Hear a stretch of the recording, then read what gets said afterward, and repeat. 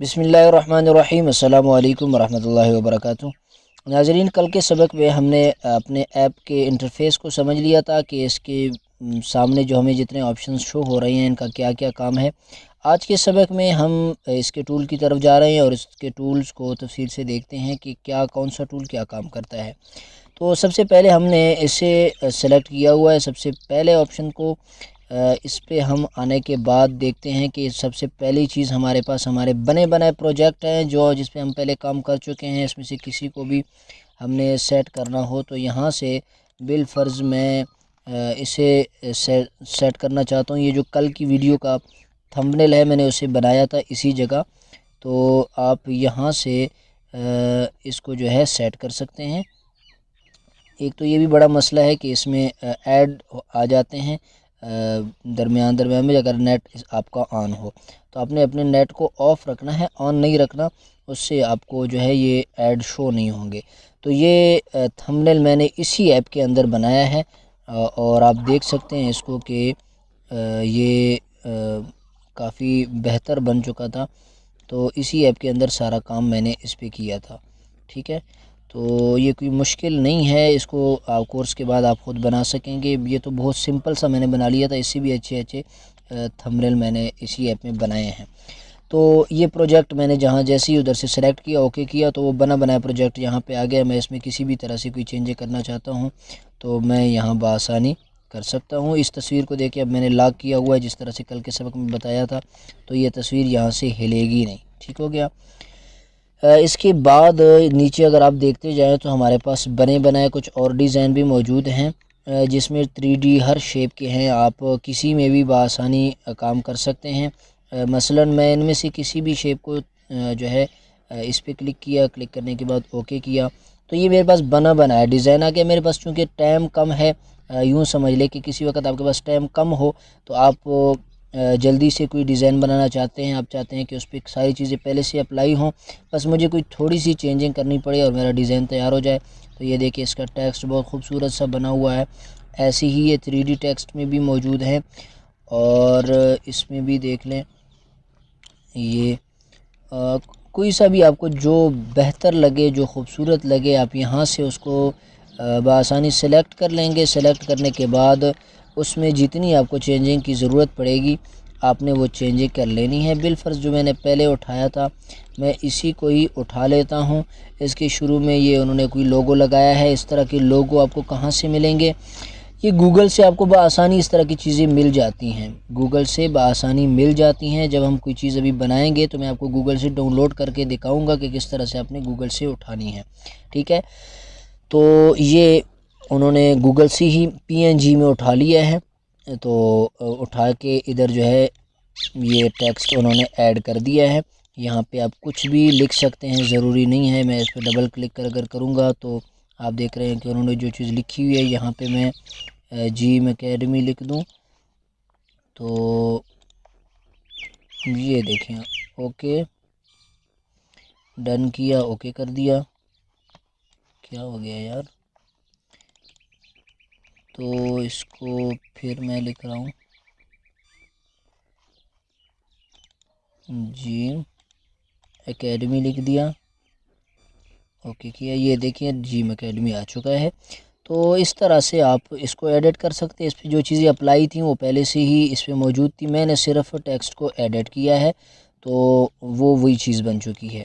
तो इस तरीके से आप इन बने बनाए प्रोजेक्ट में भी काम कर सकते हैं और अपने लिए इसको बना सकते हैं। ठीक है, इसमें बस इतनी सी चीज़ें ही हैं। हम अब टेक्स्ट के मेन्यू की तरफ जाते हैं, उसको देखते हैं। टेक्स्ट के मेन्यू पे अगर मैं क्लिक करूं तो मेरे सामने बहुत सारी चीज़ें ओपन हो रही हैं, लेकिन अगर मैं इनमें से किसी भी चीज़ को सेलेक्ट नहीं करता, साइड पे क्लिक करता हूं, ठीक है, क्लिक किया तो अब आप देख रहे हैं कि मेरे सामने सिर्फ दो ऑप्शंस आ रहे हैं, टेक्स्ट का और दूसरा जो है वो यही वाला ऑप्शन जो पहले मैंने आपको दिखाया है, वो मैसेजेस बने बनाए उसमें पड़े हैं, वो यहाँ पे आ रहा है। तो चूँकि अभी वो ये कह रहा है कि आपने जब कोई चीज़ सेलेक्ट नहीं की तो वो आपको कह रहा है कि आपकी कोई चीज़ अभी मौजूद नहीं है। अगर आपने नया टेक्स्ट ऐड करना चाहते हैं तो यहाँ पे आप क्लिक करेंगे, ये देखिए एक टेक्स्ट आ गया है, एक बॉक्स हमारे पास। इसमें हम यहाँ से एडिट से जो चीज़ एडिट करना चाहते हैं, जो चीज़ लिखना चाहते हैं, वो हम जो है यहाँ पे लगा देंगे। ठीक है, तो ये तो पहला टूल है। मैं दोबारा इधर सेट पे क्लिक करूँगा तो वही दो ऑप्शन मेरे पास आ जाएंगे। ठीक है, तो ये दो ऑप्शन आपने समझ लिया। अब जिम एकेडमी को मैंने दोबारा सेलेक्ट किया, इसे मैं बिल्कुल डिलीट कर देता हूँ, साइड पे कर देता हूँ, मुझे नहीं है ज़रूरत इसकी। जिम एकेडमी के नाम को सेलेक्ट किया, इसे भी मैं डिलीट कर रहा हूँ, ये डिलीट किया। अब मेरे सामने जब मैंने इसे सेलेक्ट किया तो काफ़ी सारे जो है ऑप्शंस शो हो चुके हैं। अब देख रहे हैं ना कि ये एक शेप है और ये एक टेक्स्ट है। अगर मैं शेप को सेलेक्ट करता हूँ तो मेरे पास फिर भी यहाँ पे कोई चीज़ शो नहीं हो रही, क्योंकि ये जो मेन्यू हमने बुनियादी तौर पे खोला हुआ है, ये देखिए नीचे ए वाला, ये टेक्स्ट मेन्यू है। इसके अगर टूल शो होंगे तो वो तब शो होंगे जब हम किसी टेक्स्ट को सेलेक्ट करेंगे। अगर शेप को सेलेक्ट करेंगे तो यहाँ पे कोई भी टूल हमारे सामने शो नहीं होगा। लेकिन अगर हम टेक्स्ट को सेलेक्ट कर लेते हैं तो हमारे सामने काफ़ी सारे टूल्स आ जाएंगे। ठीक है, और उसके बाद का जो ऑप्शन है ये वाला, एक के बाद का नीचे अगर आप देखें तो इसे अगर हम सेलेक्ट करते हैं और फिर हम टेक्स्ट को सेलेक्ट करते हैं तो देख रहे हैं कि सिर्फ 6 ऑप्शन है, कोई भी और मज़ीद ऑप्शन नहीं आ रहा। लेकिन अगर हम इसी जो है शेप को सेलेक्ट कर लें तो फिर आप देख रहे हैं कि बहुत सारे ऑप्शन आ चुके हैं, क्योंकि ये दूसरा मेन्यू जो है तीसरा, ये है ही शेप्स का मेन्यू, ये टेक्स्ट का नहीं है। तो जो चीज़ जिस चीज़ पे आप वर्क कर रहे हैं ये आपको ध्यान रखना होगा कि आपको सेलेक्ट भी उसी को करना होगा। अगर टेक्स्ट पे कर रहे हैं तो मेन्यू आपका टेक्स्ट का होना चाहिए, और अगर शेप पे वर्क कर रहे हैं तो आपको मेन्यू भी शेप का ओपन करना चाहिए। ठीक है, तो हम फ़िलहाल जो है टेक्स्ट मेन्यू पे हैं, उसमें हमने जिम एकेडमी के इस टेक्स्ट को सिलेक्ट किया। सिलेक्ट करने के बाद स्टाइल का सबसे पहला टूल है।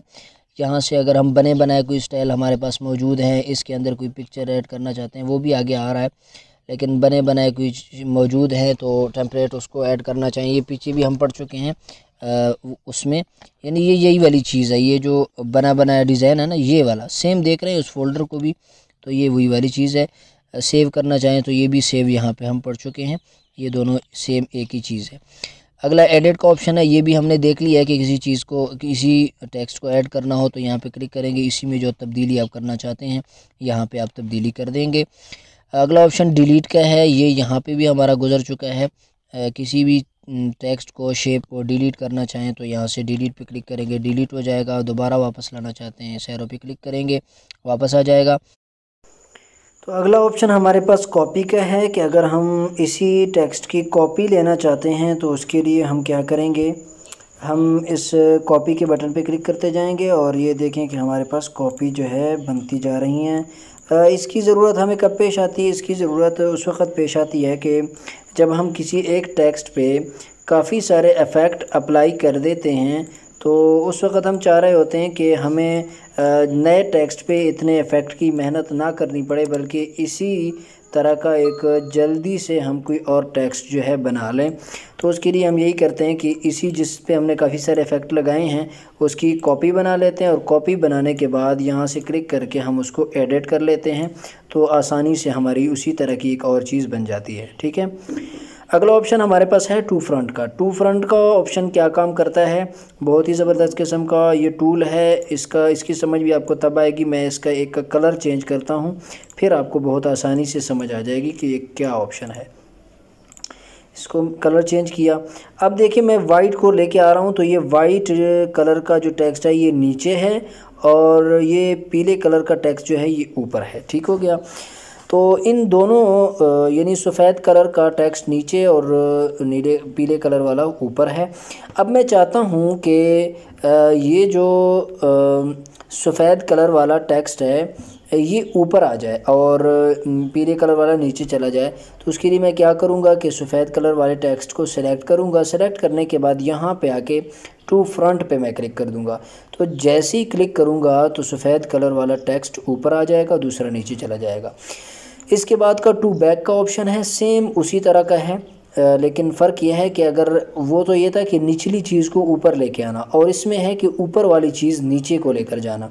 तो अब ये सफ़ेद कलर वाला ऊपर को है, मैं इसको नीचे ले जाना चाह रहा हूँ। इसको सिलेक्ट किया, टू बैक पे क्लिक किया, तो ये जो है नीचे चला गया और दूसरा ऊपर आ गया। ठीक है, बहुत सिंपल सा है, कोई इतना कोई बड़ा फ़लसफ़ा इसमें नहीं है, बहुत आसानी से समझ आ जाता है।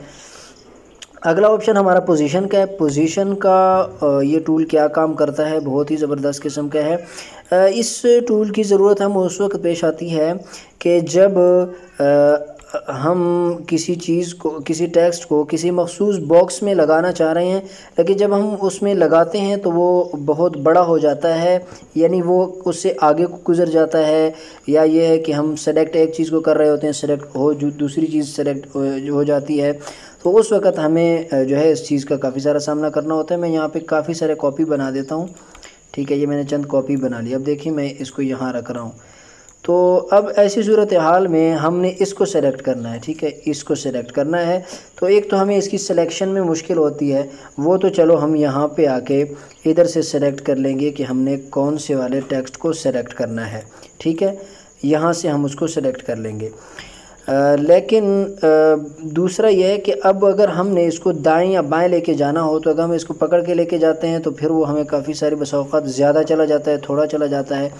तो उसके लिए फिर ये वाला पोजीशन वाला टूल जो है हमें बहुत काम देता है। मैं इस तमाम के जितने मैंने बनाए हैं काफ़ी सारे, इनको मैं जहाँ से जो है डिलीट कर देता हूँ, सिर्फ वही वाइट वाला छोड़ूंगा आगे समझाने के लिए, ताकि ज़्यादा खच मच ना बने। क्या खच मच ये बनता है तो फिर मज़ा ख़राब होता है, ठीक है।